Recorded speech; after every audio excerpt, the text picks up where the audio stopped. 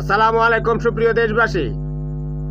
গাজীপুরের সাবেক মেয়র জাহাঙ্গীর আলম বলেছে তাদের নাকি 1,72,00,000 লেতা রয়েছে।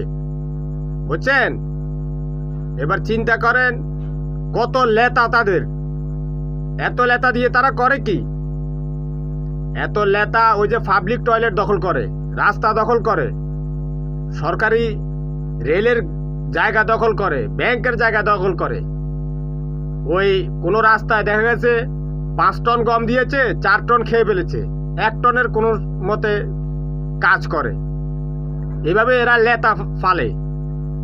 এই গাজীপুরের মেয়র জাহাঙ্গীর বলেছিল শেখ মুজিব 35,000 মানুষকে হত্যা করেছে, এই জন্য শেখ হাসিনা তাকে বহিষ্কারও করেছিল, আবার দলে নিয়েছে, কারণ এদের কোনো নীতি নৈতিকতা নেই।